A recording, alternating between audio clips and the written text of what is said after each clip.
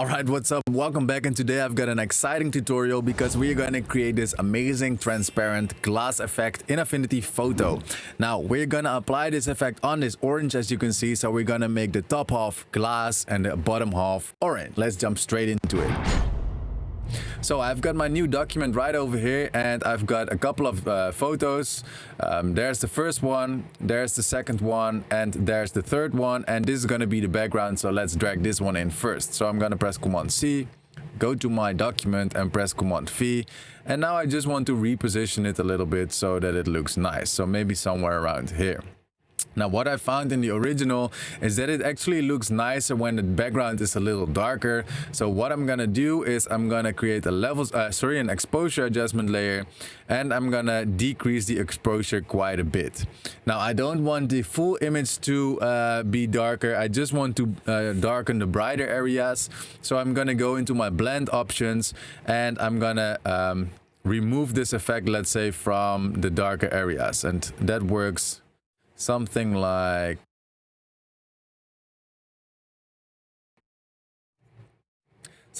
this. Looks good to me. So this was the before and this was the after. All right, now let's import our first photo, which is gonna be my orange photo. So let's press Command C, press Command V, and let's reposition it somewhere in the center of our canvas, so something like this.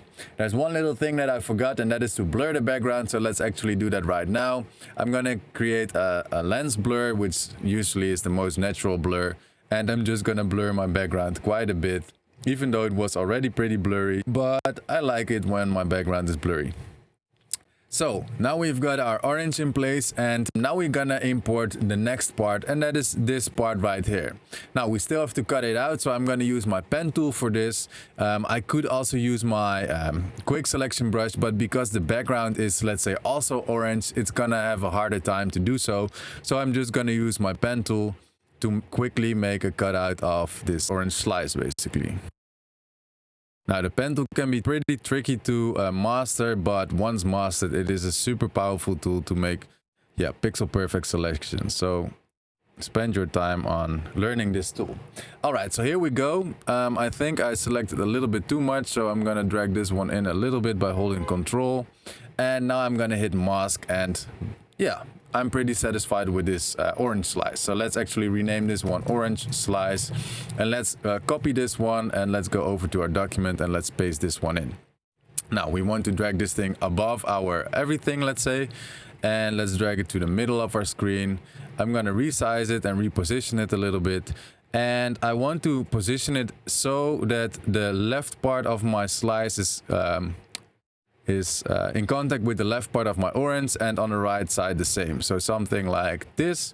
And now I'm just gonna stretch this one in, and I'm holding Control or Command on a Mac because now I'm stretching from the center, and if I don't hold Command, you can see that I don't stretch from the center. So I'm gonna stretch from the center, and I'm gonna position it somewhere around here.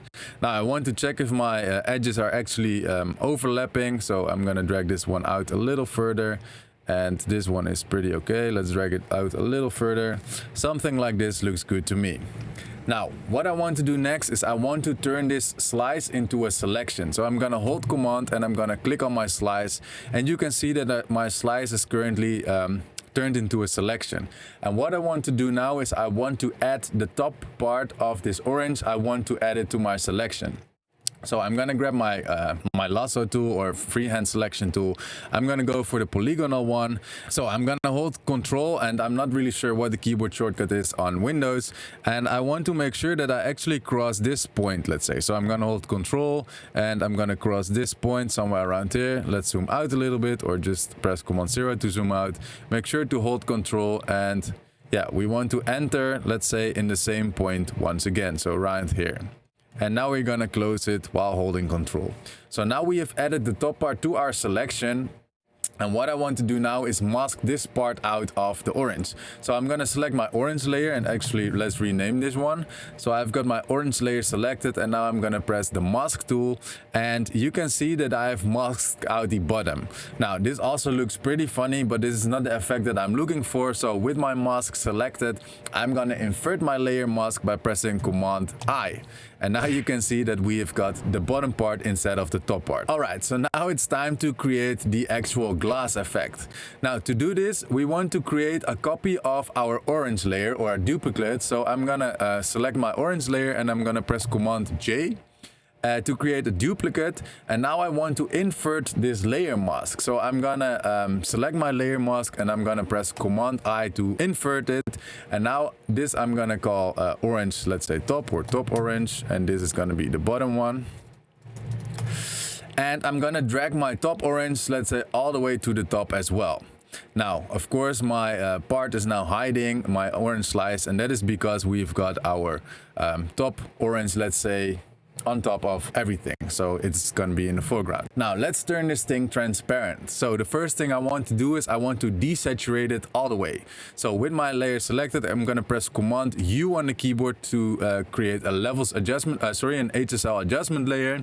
You can also just do it by going to your adjustment layers and click HSL adjustment layer. Now let's drag this one onto our top orange. So let's clip it to the top orange, let's say, and I'm gonna double click on it and I want to desaturate it all the way.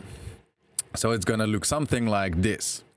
Now, next step, you want to turn your top orange layer into screen blend mode. So make sure to select it, go to your blend modes and select screen. And now it already looks like it's kind of transparent, so to say. Now we want to enhance this effect a little further.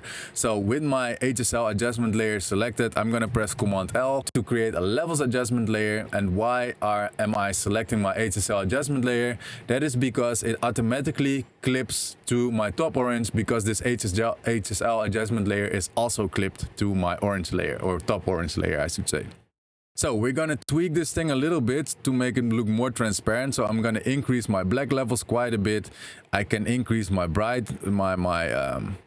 white levels also just a little bit, and you can see that we create this nice transparent effect, let's say. All right, now this already looks super good. And if you want to change the color of this thing, so if you want to make it more glassy, so make it a little more bluish or something, what you could do is add another adjustment layer. So I'm gonna go for, let's say, a white balance adjustment layer or any adjustment layer where you can change color of. And let's just add some blue, a little tiny bit of blues, and maybe a little bit of green, so it gets more of this cyan color, let's say, just to make it look more like a glass effect. Now to finish this thing off, what I want to do is I want to create a water splash below our orange, because yeah, it's nice and juicy. So I'm gonna create a new pixel layer, and I'm gonna go to my brushes, and I'm gonna go to the IAMRENSI water brushes. And the IAMRENSI water brushes is part of a brush bundle, which is the ultimate brush bundle version 3. And with this brush bundle, you actually get 176 hyper-realistic brushes that are extracted from real photos. Now, these brushes are very versatile. So you've got clouds, fire, firework, light, nature brushes, night brushes, etc., but also these water brushes. So let's select the IAMRENSI water brushes, and I'm gonna go with this one right here. What I want to do is press B on the keyboard and just select white as a foreground color. So I'm gonna press X on the keyboard. Let's reduce the size a little bit, and let's position it somewhere around here. Looks pretty good to me. Let's click once. And because I really like this accent right here, and I don't really like that the water is going over it, what I'm gonna do is I'm gonna right click, I'm gonna transform, and I'm gonna flip horizontal. Then I'm gonna position it once again. And that is how to create the glass effect on an orange. Now, as mentioned, if you want to check it out, I'm currently running a huge Black Friday sale on the Ultimate Brush Bundle. So go check it out. Link is down below in the video description. I hope you enjoyed this tutorial, and I'm gonna see you in the next one. Cheers.